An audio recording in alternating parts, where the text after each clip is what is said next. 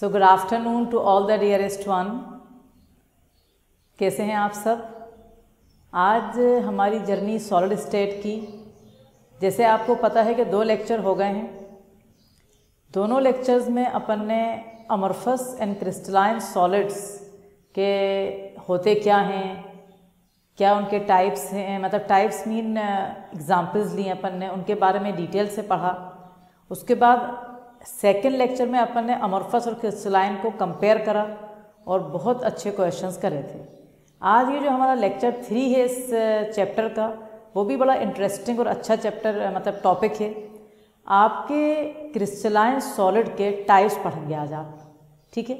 क्योंकि नॉर्मली जो दुनिया में ज़्यादा सॉलिड का, जैसे जहाँ पर सॉलिड कहा जाता है वहाँ पर दिमाग में क्रिस्टलाइन ही नाम आता है इंसान के। जैसे जैसे किसी सॉलिड कहोगे तो दिमाग में उसके क्रिस्टल्स ही आएंगे, तो इसलिए क्रिस्टलाइन सॉलिड ज़्यादातर जैसे मेटालिक एलिमेंट्स जो हैं आयरन, कॉपर, कोई भी, ये सब क्रिस्टलाइन सॉलिड हैं। फॉस्फोरस हुआ नॉन मेटल में, सल्फर हुआ, आयोडीन हुआ, ये सब भी नॉन मेटालिक क्रिस्टलाइन सॉलिड हैं। बहुत से कंपाउंड जैसे ZnS है, NaCl है, बहुत क्रिस्टलाइन सॉलिड हैं। तो आज के लेक्चर में हम कोशिश करेंगे कि हम चारों कर लें, और अगर बचा भी तो अगले क्लास में भी अपन ले जा सकते हैं, बट अपन की कोशिश है कि आज हम टाइप्स ऑफ क्रिस्टलाइन सॉलिड करें। तो चलिए स्टार्ट करते हैं। आपकी हेडिंग होगी आज की क्लास की types of crystalline solid. So your heading will be types of crystalline solid, या आप हेडिंग डाल लें। आपके ध्यान में रहना चाहिए कि 4 तरह के क्रिस्टलाइन सॉलिड होते हैं। मैंने पिछली क्लास के एंड में भी दोहराए थे। एक होते हैं मॉलिक्यूलर सॉलिड, एक होते हैं आपके आयोनिक सॉलिड, थर्ड होता है मेटालिक सॉलिड, और लास्ट होते हैं कोवेलेंट या नेटवर्क सॉलिड। तो अपन स्टार्ट कर रहे हैं 1 से।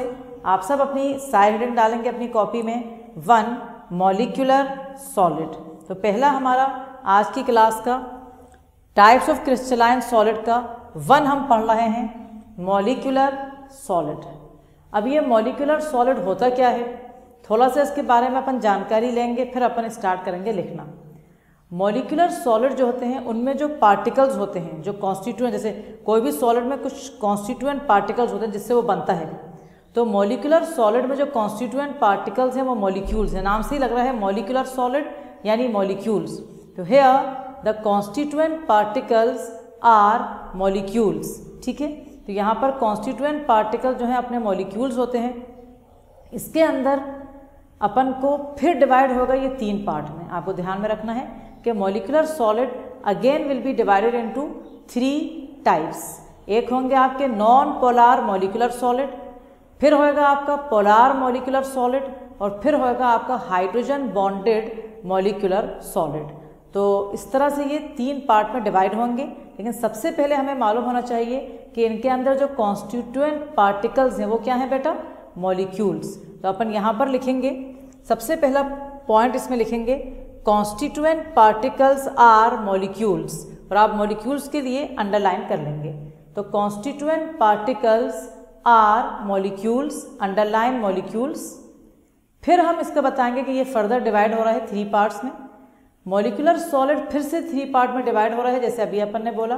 तो पहला पार्ट है उसका A-B-C करके करेंगे अपन। तो पहला A पढ़ेंगे। 1 मॉलिक्यूलर सॉलिड है, ये क्या है? क्रिस्टलाइन सॉलिड का पहला टाइप। इसके अंदर कॉन्स्टिट्यूएंट पार्टिकल्स मॉलिक्यूल्स हैं। ये फर्दर डिवाइड हो रहा है 3 पार्ट्स में। तो इसका A पार्ट है नॉन पोलार MS यानी मॉलिक्यूलर सॉलिड को मैंने MS करके लिख दिया है, आप चाहें तो पूरा भी लिख सकते हैं। तो नॉन पोलार मॉलिक्यूलर सॉलिड। अब ध्यान से समझेंगे मेरी बात जरा सी। यहाँ पर नाम से ही लग रहा है नॉन पोलार, यानी उसमें पोलैरिटी नहीं है। तो ये वाले जो सॉलिड होते हैं नॉन पोलार मॉलिक्यूलर सॉलिड, या तो इनमें एटम्स होते हैं जैसे कि नोबल गैसेज हैं, हीलियम, नियॉन, आर्गन, ये सब एटम से बन सकते हैं, या ऐसे मॉलिक्यूल्स या कंपाउंड जिनका डायपोल मोमेंट 0 है। यानी अपन ने पढ़ा था क्लास 11 में कि डायपोल मोमेंट एक पैरामीटर है जो पोलैरिटी को मेजर करता है। अगर किसी कंपाउंड का डायपोल मोमेंट 0 है तो यानी वो पोलार नहीं है, भले उसमें इलेक्ट्रोनेगेटिविटी डिफरेंस है। ये शेप से हमने मालूम किया था। तो जैसे मान के चलो CO2 है। अब CO2 को कहेगा कि मैडम कार्बन और ऑक्सीजन में तो इलेक्ट्रोनेगेटिविटी डिफरेंस है, तो पोलार होना चाहिए। लेकिन आप सब जानते हैं कि कार्बन सेंटर में है, इधर एक ऑक्सीजन है, इधर एक ऑक्सीजन है। डायपोल मोमेंट एक वेक्टर क्वांटिटी है, तो इधर का जो मतलब बॉन्ड डायपोल और इधर का बॉन्ड डायपोल कैंसिल हो गया और उसका डायपोल मोमेंट 0 हुआ, यानी वो नॉन पोलार की कैटेगरी में आया। ऐसी मैंने एक एग्जाम्पल, हजारों एग्जाम्पल है, ऐसी मैंने एग्जाम्पल दी है CCl4, कार्बन टेट्राक्लोराइड, ये कार्बन बीच में है, एक Cl इधर आया, एक Cl इधर आया, एक Cl इस साइड गया, एक Cl इस साइड गया, ये दोनों का जो सम आया वो कैंसिल कर रहा है दूसरे को। तो यहाँ पर भी कार्बन और क्लोरीन में इलेक्ट्रोनेगेटिविटी डिफरेंस है, but still they are like non polar की कैटेगरी में आएंगे। तो आपको समझ आई इतनी बात कि नॉन पोलार मॉलिकुलर सॉलिड में या तो एटम्स होते हैं जैसे कि नोबल गैसेस के, या मॉलिक्यूल्स होते हैं जिनमें पोलैरिटी शो नहीं होती। तो अपन पहला point non polar molecular solid में लिखेंगे कंटेन ईदर एटम्स, अभी जैसे मैंने बताया contain either atoms like helium, argon, और भी हो सकते हैं कोई भी नोबल गैस। तो contain either atoms like helium, argon और मॉलिक्यूल्स, है ना, मॉलिक्यूल भी हो सकते हैं लाइक जैसे H2Cl2 तो बिल्कुल नॉन पोलार दिख ही रहा है, तो ये तो सिंपल है, लाइक H2Cl2I2, या फिर वो मॉलिक्यूल जिनमें अभी बताया डायपोल मोमेंट 0 है, जैसे CO2, CCl4। You can write all the examples. इसके अलावा भी हजारों एग्जाम्पल्स होंगी, लेकिन मैं जनरल बता रही हूँ। तो फिर से मैं पढ़ रही हूँ। पहला पॉइंट नॉन पोलार MS का, contain either atoms like helium, argon और molecules like H2Cl2I2 CO2 CCl4। अगर आपको अपनी कॉपी में लिखना है तो आप एक ब्रैकेट खोल के लिख सकते हैं वहां पर CO2 and CCl4 have dipole moment, यानी म्यू जिसका सिंबल म्यू है, डायपोल मोमेंट का सिंबल ये है म्यू, इक्वल टू 0। तो CO2 and CCl4 have dipole moment equal to 0, so they are non polar. ठीक है, तो ये आपका पहला पॉइंट हुआ किसके बारे में, नॉन पोलार मॉलिकुलर सॉलिड के बारे में। अब यहाँ पर एक बात और सेकंड पॉइंट के लिए अपन को समझना है, ध्यान में रखना है कि जो यहाँ पर एटम्स और मॉलिक्यूल्स हैं, कहाँ पर, नॉन पोलार मॉलिकुलर सॉलिड में जो एटम्स और मॉलिक्यूल्स हैं बेटा, वो बहुत ही वीक फोर्सेस से जुड़े रहते हैं, और जो वीक फोर्सेस होती हैं उन्हें हमेशा कहा जाता है वान डेर वाल फोर्सेस, या एक और नाम है साइंटिस्ट लंदन ने दिया था, फिट्स लंदन ने, तो इनका एक और नाम है लंदन फोर्सेस। तो क्योंकि ये नॉन पोलार है, उनमें कोई भी पोलैरिटी नहीं है, कोई भी अट्रैक्शन फोर्सेस ज़्यादा नहीं है, इसलिए इनके मतलब इनके बिहेवियर भी इसी जैसे होंगे। तो सेकंड पॉइंट अपन लिखेंगे एटम्स और molecules are held together, atoms और मॉलिक्यूल्स मतलब या तो एटम्स होंगे इसमें या मॉलिक्यूल जो भी हैं, एटम्स और molecules are held together by weak van der Waals forces. Atoms और molecules are held together by weak van der Waals forces और लंदन फोर्सेस, और लंदन फोर्सेस। तो एटम्स और मॉलिक्यूल्स यहाँ पर are held together by weak van der Waals forces और London forces. समझ आ गई ये वाली बात? तो ये आपका सेकंड पॉइंट है। अब क्योंकि आप खुद सोचिए week van der Waals forces हैं, वैसे भी नॉन पोलार हैं, तो ये सॉफ्ट होते हैं, जैसे सभी को पता है सॉफ्ट होंगे। वैसे भी ये ज़्यादातर गैशियस में होंगे या लिक्विड में तो सॉफ्ट ही होंगे, सॉलिड तो है नहीं ये स्ट्रॉन्ग वाले, तो ये सॉफ्ट होंगे और ये इलेक्ट्रिसिटी भी कंडक्ट नहीं करेंगे क्योंकि नॉन पोलार हैं। So they are soft and non conductor of electricity. Soft पे भी अंडरलाइन कर सकते हैं और नॉन कंडक्टर ऑफ इलेक्ट्रिसिटी पे भी। So the next point is they are soft and non conductor of electricity. ये सॉफ्ट है और नॉन कंडक्टर ऑफ इलेक्ट्रिसिटी है। उसके बाद नेक्स्ट पॉइंट आ रहा है कि इनका जो मेल्टिंग पॉइंट है बेटा वो बहुत लो है ना, क्योंकि खुद समझ में आ रहा है सॉफ्ट है तो ज़्यादातर ये गैसियस या लिक्विड फॉर्म में होते हैं तो मेल्ट बहुत जल्दी हो जाते हैं, तो इनका मेल्टिंग पॉइंट बहुत लो है। दे हैव वेरी कर दो, वेरी लो, वेरी कर देते हैं, they have very low melting point and because they have very low melting point, इसीलिए मेल्टिंग पॉइंट लो है। They are usually present in gaseous और liquid state at room temperature. They are present in gaseous और liquid state at room temperature. So let us, जल्दी से आप लिख लें, 1 minute दे रही हूँ मैं आपको, जल्दी से आप लिख लें ताकि अपन फिर इसको सम अप कर लें और रिवाइज कर लें, ठीक है। तो इसके अंदर अपन जल्दी से आप लोग एक दफ़ा देख लें। ओके, अब अपन ने क्या समझा इसके बारे में, एक दफ़ा रिवाइज कर लेते हैं। ये पूरा आपने लिख लिया है कि हम पढ़ रहे हैं क्रिस्टलाइन सॉलिड के टाइप। ये 4 पार्ट में डिवाइड होते हैं। इसका जो पहला पार्ट है वो है मॉलिक्यूलर सॉलिड। जनरली इसके बारे में एक बात कॉमन है, भले कोई से भी टाइप हो, कि कॉन्स्टिट्यूएंट पार्टिकल्स यहाँ मॉलिक्यूल्स हैं, नाम से मॉलिक्यूलर के मॉलिक्यूल्स हैं। ये फर्दर डिवाइड हो रहे हैं 3 पार्ट्स में। इनका जो पहला पार्ट है वो है non polar MS, non polar molecular solid. ये पहला पार्ट है इनका। नॉन पोलार मॉलिक्यूलर सॉलिड जो है वो क्या होते हैं?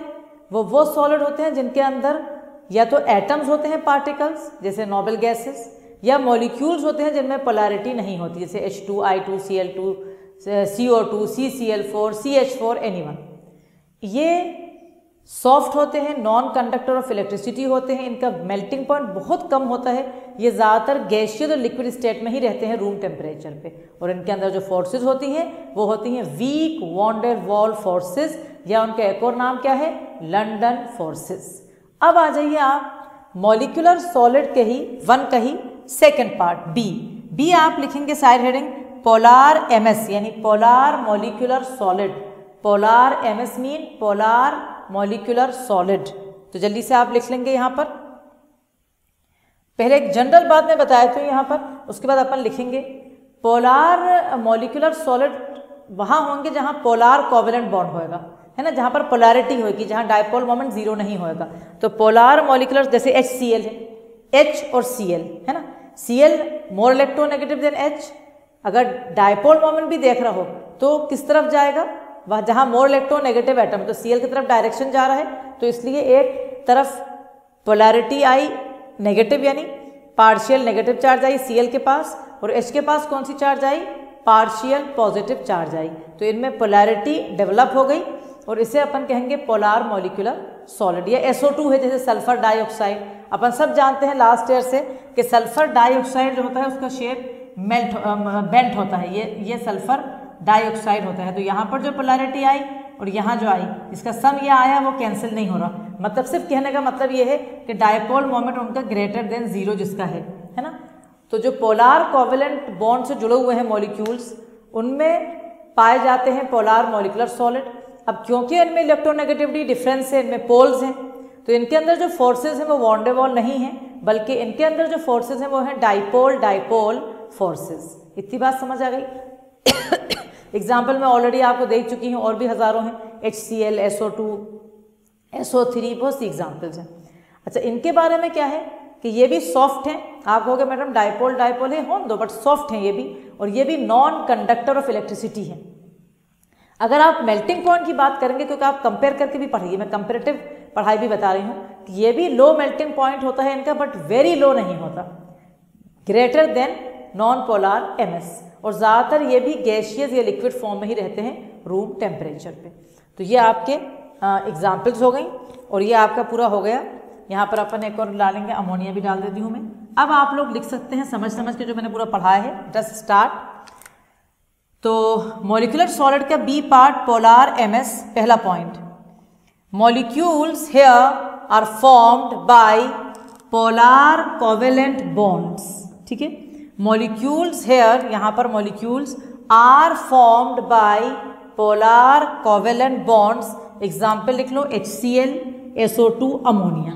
ठीक है, तो जल्दी से लिख लें, molecules here are formed by polar covalent bonds, जैसे कि HCl है, SO2 है, अमोनिया है। हो गया। सेकेंड पॉइंट जो अपन ने डिस्कस किया है अभी, forces here are strong dipole dipole forces. Forces here are strong dipole dipole forces. तो क्या फोर्सेस हैं यहाँ पर? यहाँ पर जो फोर्सेस हैं वो स्ट्रॉन्ग डाइपोल डाइपोल फोर्सेस हैं। ठीक है, तो स्ट्रॉन्ग डाइपोल डाइपोल फोर्सेस हैं यहाँ पर। फिर क्या है, ये सॉफ्ट होते हैं।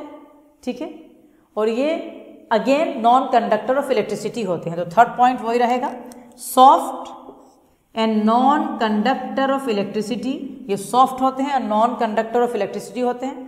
मेल्टिंग पॉइंट, जैसे मैंने अभी बताया आपको कि melting point is higher than non polar molecular solid. Most of them are gaseous और liquid at room temperature, at room temperature. तो वो सब आप जल्दी से लिखेंगे, जब तक मैं आपको 2 मिनट दे रही हूँ। फिर अपन इसका मॉलिक्यूलर सॉलिड का लास्ट टाइप पढ़ने वाले हैं, जिसका नाम है थर्ड, जो कि आपने बताया था, अभी मैंने आपको बता रही हूँ, हाइड्रोजन बॉन्डेड मॉलिक्यूलर सॉलिड।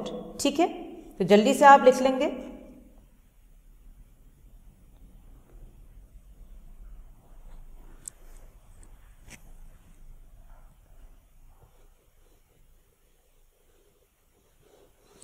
सो अपन ने पहला पढ़ लिया नॉन पोलार मॉलिक्यूलर सॉलिड, दूसरा पढ़ लिया पोलार मॉलिक्यूलर सॉलिड। ये सब किस कैटेगरी में पढ़े आपने? अभी देखा आपने, ये सब आपने पढ़े मॉलिक्यूलर सॉलिड की कैटेगरी में, जो कि फर्दर डिवाइड हुआ था 3 टाइप्स में। अब इसका लास्ट टाइप पढ़ेंगे, जिसे अपन नाम देंगे सी। सी होएगा हमारा, लिखेंगे आप सब मेरे साथ, हाइड्रोजन बॉन्डेड MS यानी molecular solid. Hydrogen bonded molecular solid is the last type of molecular solid. Molecular solid का लास्ट टाइप है hydrogen bonded molecular solid. 2 minute सुन लेंगे अपन, फिर एक एक पॉइंट लिखते जाएंगे।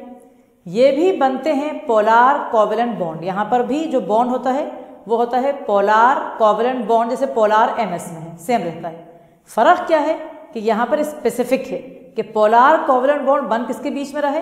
Hydrogen and highly electronegative element, जो कि फॉन, आपको बताया था फॉन, फ्लोरीन, ऑक्सीजन एंड नाइट्रोजन। तो ये पॉइंट हुआ।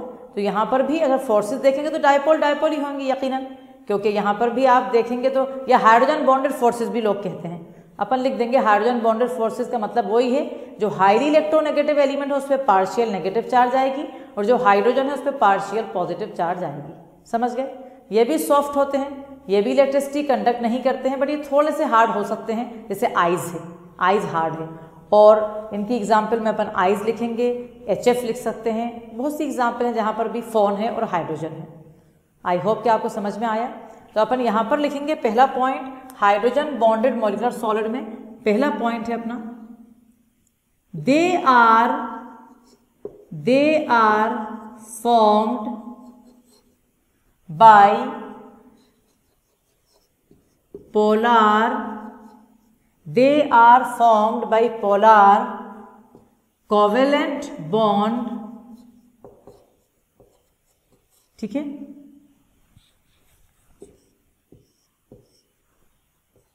between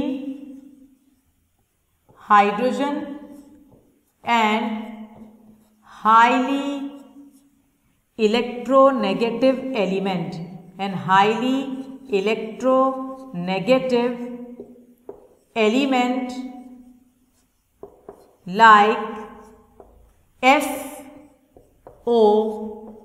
बस ये 3 ही है ना, इसके अलावा नहीं है। तो पहला पॉइंट लिखने जल्दी से, they are form by polar covalent bond, underline it, between hydrogen and highly electronegative element, तीनों पे अंडरलाइन कर लें, fluorine, oxygen and nitrogen. Hurry up children, finish it fast. ठीक है, नाउ इनके अंदर अपन लिखेंगे the forces are hydrogen bonding forces. तो यहां जो फोर्सेस हैं वो क्या हैं? उनको वही पोलारी है, बट उनको हाइड्रोजन बॉन्डेड नाम दे दिया। Forces are hydrogen bonded forces. ठीक है, मतलब वही पोलारी हुई, डायपोल डायपोली हुई, बट हाइड्रोजन बॉन्ड बन रहा है, इसलिए हाइड्रोजन बॉन्डेड फोर्सेस हुई। एग्जाम्पल्स में आप बढ़िया आइज लिख सकते हैं, आइज है आपका, और भी आप लिख सकते हैं, सॉलिड अमोनिया हो सकता है, इस तरह से बहुत सी एग्जाम्पल्स हो सकती हैं आपकी इसमें। अच्छा, ये इनके बारे में भी आपको ध्यान रखना है कि ये सॉफ्ट नहीं होते, इनको थोड़ा हार्ड ही लिखेंगे, क्योंकि जैसे जब हाइड्रोजन बॉन्डिंग बनती है तो 3D में स्ट्रक्चर बनता है, तो ये ज़रा सा एक चीज़ चेंज हुई है, ये हार्ड है, बट ये भी नॉन कंडक्टर ऑफ इलेक्ट्रिसिटी है, और इनका मेल्टिंग पॉइंट भी लो है, बट क्या है, क्या अलग हुआ इसमें? हार्ड। तो अपन लिखेंगे, क्योंकि अपन सब जानते हैं कि आइस जो है वो हार्ड होता है, तो अपन लिखेंगे they are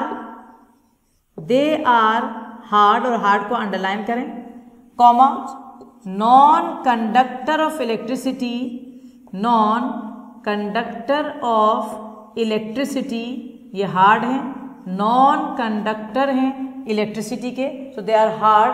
non conductor of electricity have low melting point, है ना, हैव लो मेल्टिंग पॉइंट, इनका मेल्टिंग पॉइंट लो सेम है। Non conductor of electricity same है, लेकिन एक चीज एक्सेप्शनल है, हार्ड। और ये रहते कैसे हैं? ये रहते हैं या तो वोलेटाइल लिक्विड की तरह या सॉफ्ट सॉलिड की तरह। जैसे आइस भी सॉफ्ट होता है, ऐसा नहीं होता कि टूट ही नहीं रहा किसी चीज से। तो लास्ट पॉइंट अपन लिखेंगे, दे आर प्रेजेंट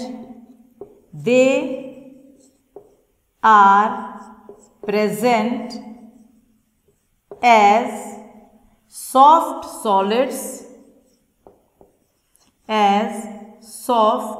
सॉलिड्स और volatile liquids, है ना। They are present as soft solids और volatile liquids। So this is, तो you have to finish your writing fast. एक दफ़ा उनको पढ़ लो जल्दी से। लिखने के बाद तीनों टाइप आपके सामने हो गए हैं। किसके? मॉलिक्यूलर सॉलिड पहला टाइप था, क्रिस्टलाइन सॉलिड का। मॉलिक्यूलर सॉलिड, उसके तीनों टाइप अपन ने बहुत अच्छी तरह समझ लिए हैं। पहला टाइप था non polar molecular solid, soft था, नॉन कंडक्टर ऑफ इलेक्ट्रिसिटी था, वेरी लो मेल्टिंग पॉइंट था। Forces are van der Waals या लंदन फोर्सेस थी उसके अंदर। और उसके अंदर एग्जाम्पल्स अपन ने H2, I2, Cl2, anything, CCl4 रहते कैसे थे? या गैसियस या लिक्विड फॉर्म में। सेकंड था पोलार एमएस। पोलार एमएस में फोर्सेस थी dipole forces, HCl, SO2 example दी थी मैंने आपको। इसके अलावा इनके अंदर सॉफ्ट थे, ये भी नॉन कंडक्टर ऑफ इलेक्ट्रिसिटी थे, बट मेल्टिंग पॉइंट थोड़ा ज़्यादा था किसके मुकाबले में? नॉन पोलार एमएस के। और पार्टिकल्स तो मॉलिक्यूल्स ही रहेंगे, बट इनमें पोलार कोवेलेंट बॉन्ड बन रहा था। थर्ड वाला जो आपका हाइड्रोजन बॉन्डेड एमएस है, इसमें जो फोर्सेज हैं वो हाइड्रोजन बॉन्डिंग है। हाइड्रोजन जब कंबाइन होता है फ्लोरीन, ऑक्सीजन या नाइट्रोजन से, तो ये फोर्सेज डेवलप होती हैं और ये सॉलिड बनते हैं। बेस्ट एग्जाम्पल है आइस। ये भी सॉफ्ट नहीं होता, हार्ड होता है बस, बट मेल्टिंग पॉइंट इसका भी लो होता है और नॉन कंडक्टर ऑफ इलेक्ट्रिसिटी ये भी होता है। अब हमारा पहला टाइप क्रिस्टलाइन सॉलिड का आपने देखा कि ख़त्म हो गया है। अब हमारा जो दूसरा टाइप है वो हम ले रहे हैं, वो उसके बारे में पहले अपन नाम लिखेंगे उसका, फिर अपन लिखेंगे उसको। तो अब हमारा 2 आ रहा है। 2 हमारा आएगा आयोनिक सॉलिड्स, है ना। पहला टाइप आपको बताया था मॉलिक्यूलर सॉलिड, वो डिवाइड हुआ था 3 पार्ट्स में, बट आयोनिक सॉलिड की बड़ी अच्छी है कि वो they are not divided in any parts. वो अपने आप में एक सॉलिड है, उनका नाम है आयोनिक सॉलिड। तब आप आयोनिक सॉलिड के बारे में जब पढ़ेंगे तो पहले समझ लें, फिर अपन लिखते जाएंगे साथ साथ। नाम ही कह रहा है आयोनिक सॉलिड, तो यहाँ पर जो कॉन्स्टिट्यूएंट पार्टिकल्स हैं बेटा, वो आपके क्या हैं? IONS, ions. वहाँ मॉलिक्यूल्स थे, यहाँ कॉन्स्टिट्यूएंट पार्टिकल्स क्या हैं? आयंस। तो ये पहली बात हो गई। अब एग्जाम्पल जब मैं बताऊंगी तुम्हें खुद फोर्सेस समझ में आएगी। जैसे NaCl है, ZnS है, MgO है, आयोनिक कंपाउंड्स, Mg पे पॉजिटिव चार्ज, O पे नेगेटिव चार्ज, तो इनके अंदर जो फोर्सेस हैं वो कौन सी होंगी? दे हैव कूलम्बिक फोर्सेस, जिसे कहते हैं अपन इलेक्ट्रोस्टैटिक फोर्सेस ऑफ अट्रैक्शन। उनका एक और नाम क्या होता है? कोलम्बिक फोर्सेस होती हैं इनके अंदर। फिर ये ब्रिटल होते हैं, है ना, ये ब्रिटल होते हैं, ये हार्ड भी होते हैं, ये सॉफ्ट नहीं होते। और इसके अलावा इनका सॉफ्ट मतलब बहुत ज़्यादा हार्ड नहीं, बट होते हैं। इसके अलावा ये जब ये सॉलिड फॉर्म में होते हैं तो ये इंसुलेटर होते हैं, मतलब ये इलेक्ट्रिसिटी कंडक्ट नहीं करते। लेकिन ये आपने 10th से पढ़ना है, जब ये मोल्टन फॉर्म में होते हैं या एक्वस सॉल्यूशन में होते हैं तो they conduct electricity due to movement of free ions. तो ये सब बातें हैं और सिंपल है बिल्कुल, मतलब कोई भी चीज़ ऐसी नहीं है जो आप समझ नहीं पाए या आपको मुश्किल लग रही है, ऐसा कुछ भी इनके अंदर नहीं है। और ये आपको हाँ, मेल्टिंग और बॉइलिंग पॉइंट भी इनका बहुत हाई होता है, और ये पूरा इनके बारे में अपन ने पढ़ लिया है। ठीक है, तो अब अपन इनके बारे में लिखेंगे। आयोनिक सॉलिड के बारे में हम लिखेंगे पहला point, constituent particles are ions. Constituent particles are ions, सबसे पहला पॉइंट है। जैसे वहाँ मॉलिक्यूल्स थे, यहाँ पर कॉन्स्टिट्यूएंट पार्टिकल्स आर आयंस, तो इसको आप अंडरलाइन करिए आयंस पे। तो कॉन्स्टिट्यूएंट पार्टिकल्स आर आयंस। ठीक है, सेकेंड पॉइंट आएगा हमारा, they are held together, they are held together by coulombic forces, by coulombic forces, है ना, they are held together by coulombic forces bracket में strong electrostatic forces of attraction, strong electrostatic forces of attraction. ठीक है, तो coulombic forces क्या होती हैं? Strong electrostatic forces of attraction को कहा जाता है coulombic forces. So they are held together, यानी पार्टिकल्स या जो आयंस हैं दे are held together by strong electrostatic forces of attraction. फिर इनके बारे में है हार्ड एंड ब्रिटल। ये क्या होते हैं? Hard and brittle. ये हो गया नेक्स्ट पॉइंट। एग्जाम्पल्स में आप लिख लें NaCl लिख लें, MgO लिख लें, ZnS लिख लें, और भी हज़ारों एग्जाम्पल हैं। मैं चेक करती हूँ, एक आध और एग्जाम्पल आपको अच्छी सी दे देती हूँ। NaCl, MgO, ZnS, CaF2 भी लिख सकते हैं आप। इसके साथ CaF2 also you can write, calcium fluoride. और इनके बारे में एक चीज़ जो लिखेंगे नहीं, ऐसे समझा रहे हैं, ये 3D में होते हैं बेटा, इनका लेटिस होता है, इनका एक घर होता है, जैसे अपना घर 3D में होता है, जिसमें कैटायंस और एनायंस अरेंज होते हैं अच्छी तरह। जैसे NaCl का जो स्ट्रक्चर है असल देखा गया, उसमें देखा गया कि एक Na पॉजिटिव के आसपास 6 Cl नेगेटिव घूम रहे हैं, ऐसे ही एक Cl नेगेटिव के आसपास 6 Na पॉजिटिव घूम रहे हैं। तो यहाँ पर मतलब चाहो तो लिख लो, चलो मैं दे देती हूँ point. Here the cations and anions are arranged in 3-dimensional form या अरेंजमेंट। तो here the cations and anions, ये वाला पॉइंट भी लिख लें आप। Here the cations and anions are arranged in 3D, बस इतना लग लो, in 3D यानी 3 डायमेंशनल में रहते हैं। cations and anions are arranged in 3D। उसके बाद जल्दी से ये पूरा कर लें जितना अपन ने लिखा है। उसके बाद लास्ट पॉइंट जो मैंने आपको भी बताया है, वो आपने देखा होगा कि इनका जो मेल्टिंग पॉइंट है वो बहुत हाई होता है। तो यहाँ लिखेंगे, नेक्स्ट पॉइंट यहाँ लिख देते हैं, हैव क्या है इनका? हाई मेल्टिंग पॉइंट, MP इनका हाई है। और लास्ट पॉइंट मैं डिक्टेट कर देती हूँ आपको, वो जो मैंने समझाया था अभी, they are insulator in solid state, they are insulator in solid state but conductor in, they are insulator in solid state, solid state में ये इंसुलेटर होते हैं, बट कंडक्टर इन मोल्टन और aqueous solution, but conductor in molten or aqueous solution due to movement of ions, due to movement of ions। तो ये आपके हो गए कौन से solid? Ionic solid. I am giving you 1 minute to continue. कुछ छूट गया हो तो लिख लें आप यहां पर जल्दी से। हो गया आपका ये, आई होप कि आपको ये पूरा हो गया होगा अच्छी तरह। अब हम आएंगे तीसरे टाइप के जो सॉलिड है हमारे पास। हमारी जर्नी के हिसाब से हमें लग रहा है कि अपन लोग आज टाइप्स ऑफ क्रिस्टलाइन सॉलिड कोशिश पूरी कर रहे हैं कि ख़त्म ही कर लें, ताकि ये टॉपिक अमरफस और क्रिस्टलाइन जो आपका शुरू हुआ था या आज उसका 3rd लेक्चर है, ये ख़त्म होए, ताकि हम आगे अपनी जर्नी को बढ़ाते जाएं। तो अब आप लिखेंगे नेक्स्ट, यानी 3 टाइप्स ऑफ क्रिस्टलाइन सॉलिड में आप लिखेंगे मेटालिक सॉलिड। तो थर्ड हमारा है मेटालिक सॉलिड, मेटालिक सॉलिड। ठीक है, यहां पर नाम से ही लग रहा है कि ये मेटल्स का सॉलिड है, जो मेटल्स के अंदर होता है। मेटालिक सॉलिड में अगर आपसे कोई कॉन्स्टिट्यूएंट पार्टिकल्स पूछे तो बताएं क्या है? इनमें positive metal ions in a sea of electrons. मैं ज़रा समझाती हूँ आपको। जैसे सोडियम का अकेला मेटल, अपन सब जानते हैं सोडियम के आउटर शेल में 1 इलेक्ट्रॉन है।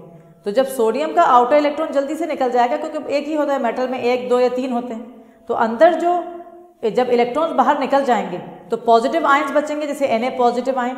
तो बहुत सारे इलेक्ट्रॉन्स होंगे, क्योंकि मोल्स में ले रहे हैं हम, तो जो पॉजिटिव आयंस हैं ये डूबे होंगे, जैसे ना डूब जाते हैं, जैसे गुलाब जामुन डूबती है सिरप में, चाशनी में, ऐसे ही हमें दिखेंगे कि positive ions are immerse in a sea of delocalise electron.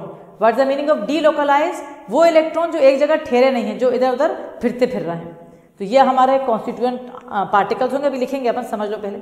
ये भी हार्ड होते हैं, मेटल हार्ड होते हैं, बट ये मेलेबल और डक्टाइल होते हैं। अब ऐसे याद रखना, इसमें क्वेश्चन कैसे आ जाते हैं कि सॉलिड ए, उसकी एक प्रॉपर्टी दे दी, एक दो प्रॉपर्टी दे दी और कह रहा है कि it belongs to which type, इस तरह से क्वेश्चन आते हैं, थोड़ा कॉन्सेप्चुअल वन। तो हार्ड तो आपका भी आपने देखा था कौन सा वाला, आयोनिक सॉलिड भी हार्ड थे बट वो ब्रिटल थे। ये हार्ड के साथ क्या है, मेलेबल एंड डक्टाइल, ये अपन बहुत 7th 8th से पढ़ते चले आ रहे हैं। इनका मेल्टिंग पॉइंट बहुत ज़्यादा होता है और ये कंडक्टर होते हैं हर जगह, सॉलिड फॉर्म में भी कंडक्टर होते हैं और लिक्विड या एक्वस मोल्टन सब में कंडक्टर होते हैं। ये तो समझ गए आप। तो ये आपका थर्ड, जल्दी से आप लिखें। थर्ड क्या लिखा अपन ने, मेटालिक सॉलिड। अब यहाँ पर हम पहला पॉइंट लिखेंगे, मेटालिक सॉलिड का पहला पॉइंट होगा कॉन्स्टिट्यूएंट पार्टिकल्स। कॉन्स्टिट्यूएंट पार्टिकल्स, यहाँ के जो कॉन्स्टिट्यूएंट पार्टिकल्स हैं, are metal ions. constituent particles are metal ions in a, या इमर्स कर दो, मेटल आयंस के बाद इमर्स कर देते हैं, डूबे हुए, इमर्स्ड इन अ सी, समंदर ऑफ डीलोकलाइज्ड यानी एक जगह ठहरे हुए नहीं, electrons. So again I repeat, constituent particles यहाँ पर are metal ions, metal ion जो कि क्या है, इमर्स इन अ सी, समुद्र ऑफ डीलोकलाइज्ड इलेक्ट्रॉन्स। ठीक है, तो यहाँ पर ये आपके मेटालिक सॉलिड के पार्टिकल्स हुए। सेकंड, फोर्सेस आर सिंपल, जो नाम है उसका, आर मेटालिक बॉन्डिंग फोर्सेस, है ना।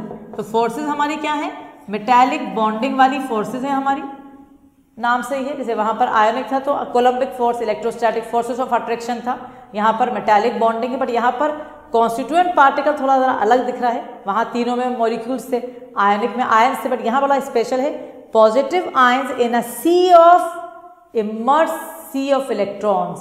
दिमाग में बस चाशनी और गुलाब जामुन, या चाशनी और रसगुल्ला, ये दिमाग में रखेंगे आप। So forces are metallic bonding forces. Next आपका आएगा इसका, they are hard but brittle नहीं है ना, बट मेलेबल,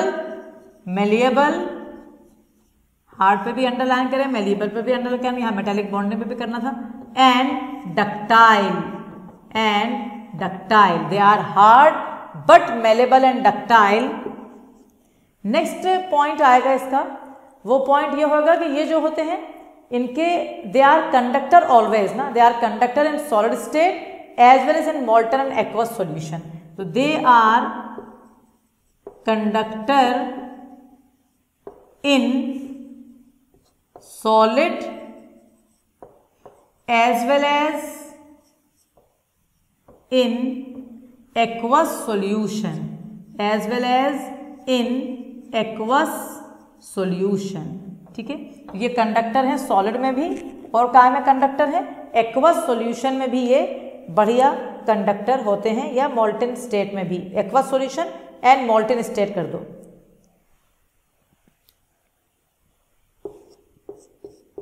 बहुत सी एग्जाम्पल हो सकती हैं, अपन 2 3 4 लिख रहे हैं और लगा दो। और इनका मेल्टिंग पॉइंट बहुत हाई होता है, very high melting point. So please finish it fast. ये सब अपन ने अच्छी तरह डिटेल में पढ़ लिए मेटालिक सॉलिड। अब हमारे पास सिर्फ एक बचा है, जल्दी से आप ये खत्म कर लें ताकि अपन उसके पास भी आ जाएं।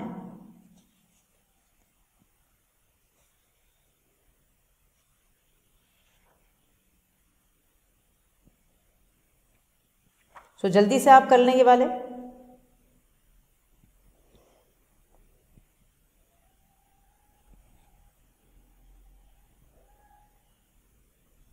हो गया?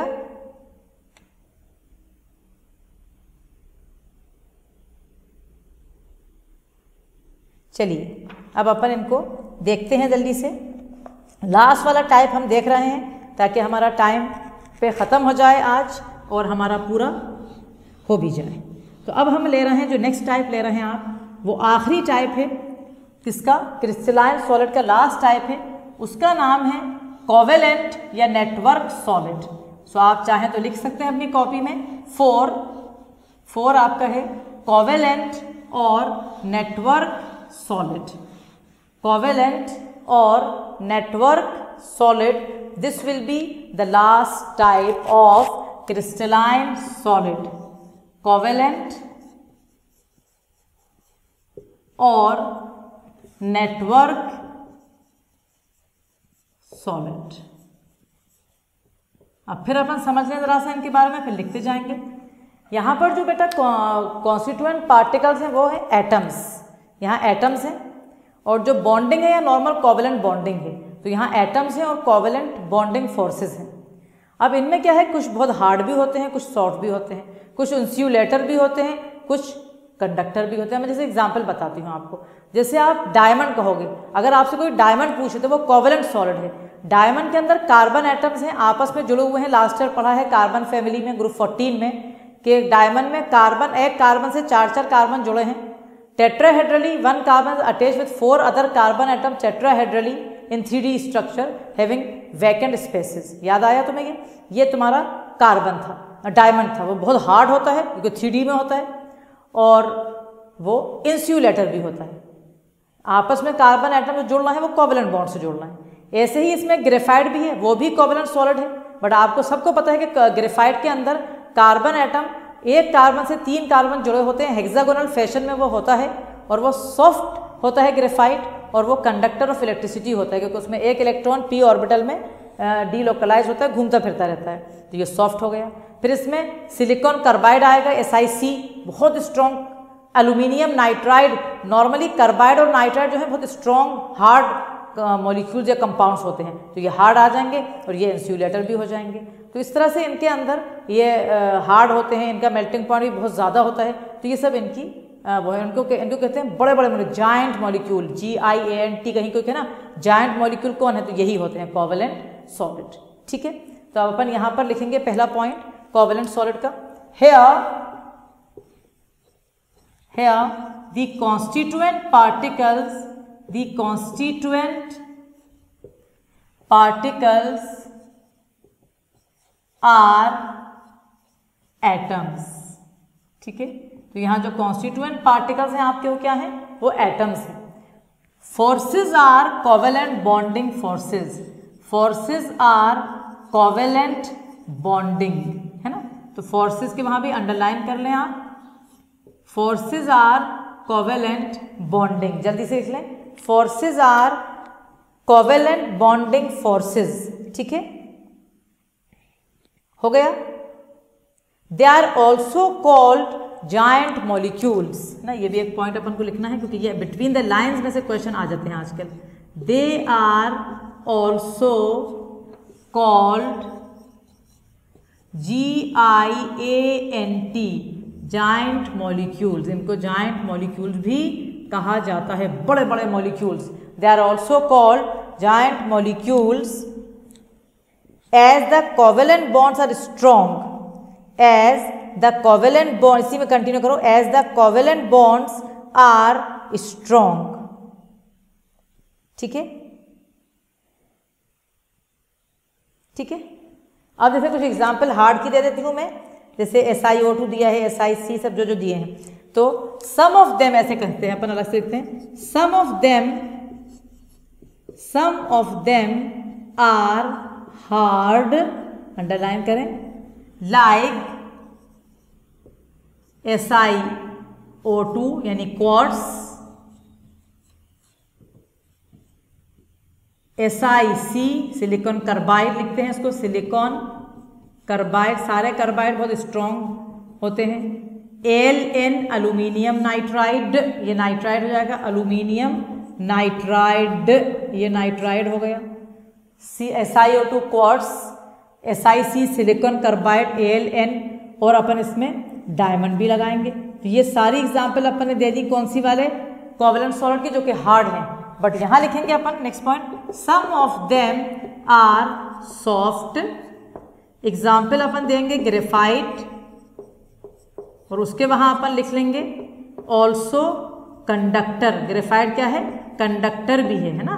और ये सब जो है क्या है, ऑल दीस आर इंसुलेटर, ये सारे के सारे इंसुलेटर हैं। तो मतलब इसमें चलता है, कुछ कंडक्टर, कुछ इंसुलेटर, कुछ सॉफ्ट, कुछ हार्ड, तो ये इनका रहता है। और लास्ट पॉइंट इसमें लिखेंगे, दे have very high melting point, they have very high melting point. और उसके बाद ज़रा सा जैसे अपन को इतना मालूम होना चाहिए यहाँ पर कि डायमंड और ग्रेफाइट के, ये आप 10 से पढ़ना, बट ऐसे मैंने बता दिया जैसे फिर आपको कि डायमंड में एक कार्बन 4 कार्बन से जुड़ा है टेट्राहेड्रली, डायमंड नॉन कंडक्टर होता है और हार्ड होता है, graphite very low melting point होता है, डायमंड का हाई होता है, मतलब ग्रेफाइट का वेरी लो नहीं होता, मेल्टिंग पॉइंट छोड़ो, नॉन कंडक्टर नहीं होता बल्कि कंडक्टर होता है ग्रेफाइट, हेक्सागोनल लेयर्स होते हैं और सॉफ्ट होता है। तो इसके बारे में अगर आप वैसे भी आप अगर कॉम्पिटिटिव एग्जाम के पॉइंट ऑफ व्यू से पढ़ोगे तो आप यकीनन ग्रुप 14 पढ़ ही रहोगे, तो वहाँ पर आपको बहुत अच्छी तरह डायमंड और ग्रेफाइट के बीच में डिफरेंसेस भी दिए गए हैं। तो इस तरह से अगर आप देखेंगे, ध्यान से देखें, आप अपनी कॉपी में एक तरफ नज़र मारेंगे तो आपको दिख रहा है कि आज अपन ने बहुत ही बढ़िया, मतलब आई एम हैप्पी कि we have finish the types of full crystalline solid. इस तरह से हमारा अमोर्फस और क्रिस्टलाइन खत्म हो गया। Let us have a look in 2 minutes only for, जो पूरा पढ़ाया है तो एक दफ़ा दिमाग में बैठ जाएगा अपन सबके। क्रिस्टलाइन सॉलिड 4 तरह के होते हैं। पहला मॉलिक्यूलर सॉलिड, जो कि डिवाइड होता है 3 पार्ट्स में। मॉलिक्यूलर सॉलिड में कॉन्स्टिट्यूएंट पार्टिकल्स मॉलिक्यूल्स होते हैं। It is further divided into 3 part, first non polar MS, second polar MS, third hydrogen bonded MS. Non polar MS के अंदर कॉन्स्टिट्यूएंट पार्टिकल्स, एटम्स या मॉलिक्यूल सभी में वो रहेंगे, जैसे H2, I2, CCl4, SO2। Non polar होते हैं, the forces are only weak van der Waals forces या लंडन फोर्सेज। सॉफ्ट होते हैं, नॉन कंडक्टर ऑफ इलेक्ट्रिसिटी होता है, वेरी लो मेल्टिंग पॉइंट इनका होता है। पोलर एमएस में जब आए तो फोर्सेज अलग हो गई, डायपोल डायपोल फोर्सेज हो गई। पोलर कोवेलेंट बॉन्ड में होता है, जैसे SO2 है, HCl है, अमोनिया है। सॉफ्ट ये भी होते हैं, नॉन कंडक्टर ऑफ इलेक्ट्रिसिटी ये भी होते हैं। सिर्फ फ़र्क ये होता है कि मेल्टिंग पॉइंट थोड़ा इनका ज़्यादा होता है, किसके मुकाबले में, नॉन पोलर एमएस के मुकाबले में। थर्ड आया था हमारा हाइड्रोजन बॉन्डेड एमएस। ये सब मॉलिक्यूलर सॉलिड के टाइप हैं। यहाँ पर भी पोलर कोवेलेंट बॉन्ड होता है between hydrogen and highly electronegative element, जो कि FON, जिसे मैं फोन से याद करवा देती हूँ। इनके अंदर हार्ड होते हैं थोड़े, जैसे बट बहुत हार्ड नहीं होते, जैसे आइज है, सॉफ्ट ही कह सकते हैं, और नॉन कंडक्टर ऑफ इलेक्ट्रिसिटी होते हैं। सेकेंड वाला, पहला वाला गैसियस लिक्विड फॉर्म में रहते हैं, दूसरे वाले गैसियस लिक्विड फॉर्म में रहते हैं, आखिरी वाले वोलेटाइल लिक्विड, या वोलेटाइल लिक्विड के साथ साथ और क्या है, या तो वोलेटाइल लिक्विड के फॉर्म में रहते हैं या सॉफ्ट सॉलिड के फॉर्म में रहते हैं। तो यह आपका पहला वाला हमारा खत्म हुआ है मॉलिक्यूलर सॉलिड। सेकेंड जब हम आए थे तो उसका नाम था आयोनिक सॉलिड। आयोनिक सॉलिड में जो कॉन्स्टिट्यूएंट पार्टिकल्स हैं वो क्या है बेटा, वो आयंस हैं।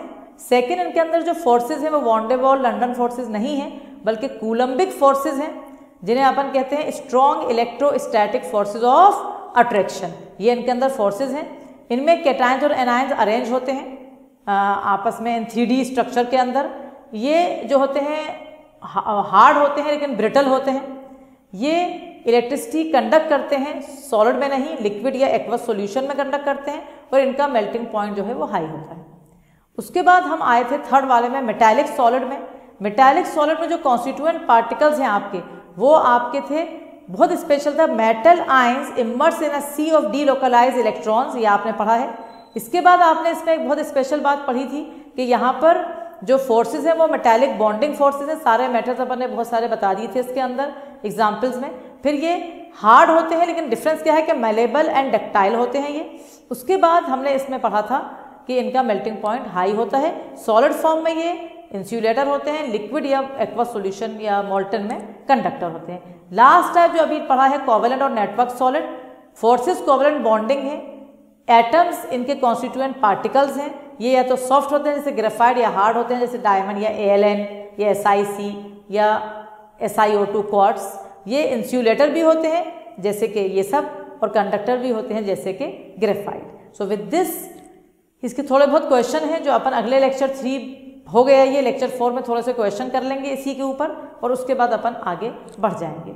सो आई होप कि आपको बहुत अच्छी तरह समझ में आया होगा। अगर आपको समझ में आया है तो आप don't forget to subscribe the channel, don't forget to share your knowledge of DSE team with Dr. Amina HOD Chemistry and like the video. and I hope and I pray that all of you are healthy, safe. God bless you. All the best, my dear children. Okay.